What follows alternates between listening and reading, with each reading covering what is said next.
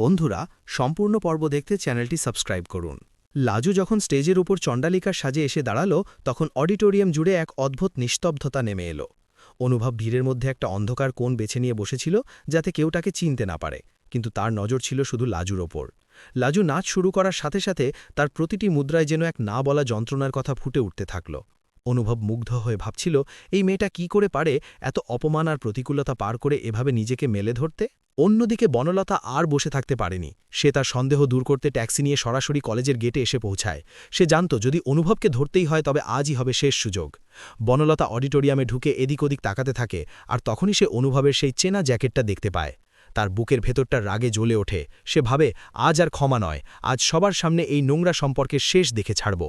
এদিকে নাচের ক্লাইম্যাক্সে যখন লাজু একদম স্টেজের সামনে চলে এলো, তখন হঠাৎ তার নজর যায় পেছনের সারিতে বসে থাকা সুদেবের ওপর। সুদেব আজ সাধারণ জামাকাপড় পরে চুপি চুপি সেখানে এসেছিল, লাজুকে একবার দেখার জন্য।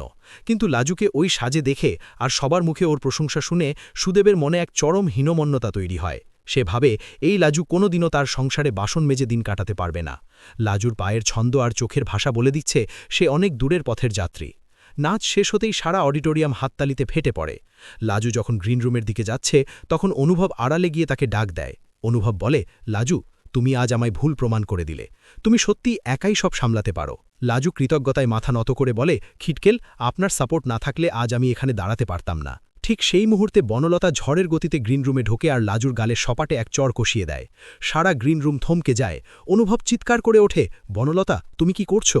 বনলতার রাগে ফেটে পড়ে বলে, আমি কি করছি সেটা বড় কথা নয়, তুমি এখানে কি করছো সেটা বলো। নিজের বউকে বাড়িতে রেখে এই নটিটার নাচ দেখতে এসেছো? ছি অনুভব, তোমার রুচি এত নিচে নেমে গেছে। লাজু স্তব্ধ হয়ে দাঁড়িয়ে থাকে, তার চোখ দিয়ে টপ টপ করে জল পড়তে থাকে। বনলতা থামে না, সে বলতে থাকে, ওই সুদেবটা একটা অপদার্থ, তাই ওর বউ হাতছাড়া হয়ে যাচ্ছে, কিন্তু আমি তা হতে দেব না। আমি আজই কাগজে সব ঝাঁপিয়ে দেব।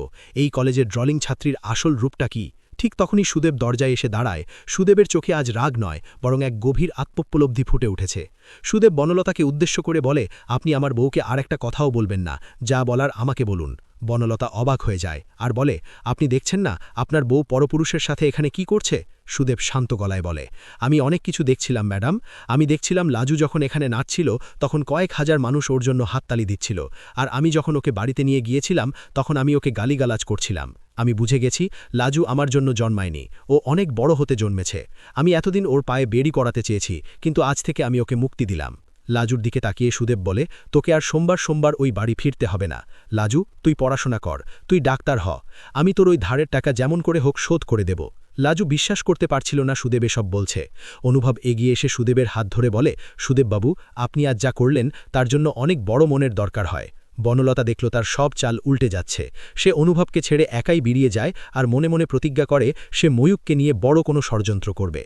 অনুভব লাজুকে বলে, আজ থেকে তুমি সম্পূর্ণ স্বাধীন। লাজু, এবার তোমার চণ্ডালিকা থেকে মুক্ত হয়ে নিজের আকাশ চেনার পালা। লাজু আকাশের দিকে তাকিয়ে বুক ভরে শ্বাস নেয় আর মনে মনে ভাবে, তার এই জয়ে খিটকেলের ভূমিকা সে কোনোদিন ভুলবে না। অনুষ্ঠানের শেষে যখন সবাই বেরিয়ে যাচ্ছে, তখন অনুভব আর লাজু পাশাপাশি হাঁটতে থাকে।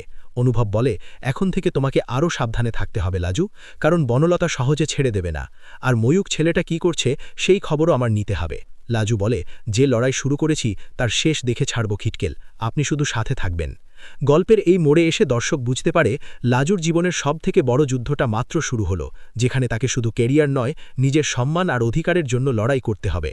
অনুভবের সাথে তার সম্পর্ক কোন দিকে মোড় নেয়, আর সুদেব কি সত্যিই বদলে গেল, নাকি এটা তার কোনো নতুন চাল, তা জানতে হলে আগামী দিনে চোখ রাখতে হবে লাজবন্তীর এই রোমাঞ্চকর জীবন সংগ্রামে। লাজু যখন অডিটোরিয়াম থেকে বেরোচ্ছিল, তখন তার মনে হচ্ছিল সে যেন এক নতুন পৃথিবীতে পা রেখেছে। সুদেব তাকে মুক্তি দিয়েছে, এটা তার কাছে যেমন স্বস্তির, তেমনই এক অজানা আশঙ্কার কারণ। সে জানত বনলতা তাকে সহজে ছেড়ে দেবে না। বনলতা সোজা বাড়ি গিয়ে নিজের ঘরে খিল দেয় আর ময়ূককে ফোন করে। সে বলে, ময়ূক, তুমি যেভাবেই হোক লাজুকে এবার শেষ করে দাও। ও আমাকে সবার সামনে অপমান করেছে, সুদেবও ওর পক্ষ নিয়েছে। অনুভব তো ওর প্রেমে পাগল হয়ে গেছে, এখন তুমিই আমার একমাত্র ভরসা। ময়ূক ওপাশ থেকে কুটিল হাসি হেসে বলে, চিন্তা করো না বন্যা, আমি এমন একটা ভাত পাতব যেখান থেকে লাজু তো দূর, অনুভবও বেরোতে পারবে না। ওদিকে অনুভব লাজুকে তার হোস্টেলে নামিয়ে দিয়ে যাওয়ার সময় বলে, লাজু, নিজের খেয়াল রেখো, এখন তোমার ওপর অনেক দায়িত্ব। পড়াশোনা আর প্র্যাকটিস যেন এক মুহূর্তের জন্য বন্ধ না হয়। লাজু বলে, আপনি নিশ্চিন্ত থাকুন খিটকেল, আমি আর আগের সেই দুর্বল লাজু নেই, যে কথায় কথায় ভয় পাবে। রাত বাড়ে, কিন্তু কারোর চোখে ঘুম নেই। অনুভব জানলায় দাঁড়িয়ে আকাশের দিকে তাকিয়ে ভাবে তার জীবনটা কত জটিল হয়ে গেল। একদিকে বনলতার প্রতি তার দায়িত্ব, আর অন্যদিকে লাজুর প্রতি তার গভীর ভালোবাসা, যা এখন আর শুধু সহানুভূতিতে আটকে নেই। পরদিন সকালে যখন লাজু কলেজে যাচ্ছিল, তখন সে দেখতে পায় কিছু লোক তাকে নিয়ে আড়ালে হাসাহাসি করছে। সে বুঝতে পারে কিছু একটা তো গণ্ডগোল হয়েছে। নোটিশ বোর্ডে গিয়ে সে দেখে সেখানে তার আর অনুভবের কিছু এডিট করা ছবি টাঙানো রয়েছে, যেখানে দেখা যাচ্ছে তারা খুব ঘনিষ্ঠ অবস্থায় রয়েছে। লাজু অপমানে পাথর হয়ে যায়। কলেজের ছাত্রছাত্রীরা তার দিকে আঙ্গুল তুলে কথা বলতে থাকে। এলিনা ছুটে আসে আর বলে, লাজু, এসব কি দেখছি আমি? তুমি আর অনুভব স্যার কি সত্যি? লাজু চিৎকার করে বলে, না এলিনা, এসব মিথ্যে, কেউ আমাকে ফাঁসানোর চেষ্টা করছে। ঠিক সেই মুহূর্তে প্রিন্সিপাল ম্যাম লাজুকে নিজের রুমে ডেকে পাঠান। সেখানে অনুভবও উপস্থিত ছিল। প্রিন্সিপাল ম্যাম খুব গম্ভীর মুখে বলেন, অনুভব বাবু, আপনার মতো একজন দায়িত্বশীল টিচারের কাছ থেকে এটা আশা করা যায় না। আর লাজবন্তী, তোমার স্কলারশিপ বাতিল হতে পারে যদি এই অভিযোগ সত্যি প্রমাণিত হয়। অনুভব শান্ত গলায় বলে, ম্যাম, এগুলো সব এডিট করা ছবি, কেউ আমাদের সম্মানহানি করার জন্য এই কাজ করেছে। আমি সাইবার ক্রাইমে খবর দিয়েছি, খুব তাড়াতাড়ি আসল অপরাধী ধরা পড়বে। লাজু কাঁদতে কাঁদতে ঘর থেকে বেরিয়ে যায়। তার মনে হয় বারবার কেন তার সাথেই এমনটা হয়। সে কি কোনোদিন শান্তিতে বাঁচতে পারবে না? সে যখন গঙ্গার ঘাটে একা বসে কাঁদছিল, তখন সুদেব সেখানে আসে।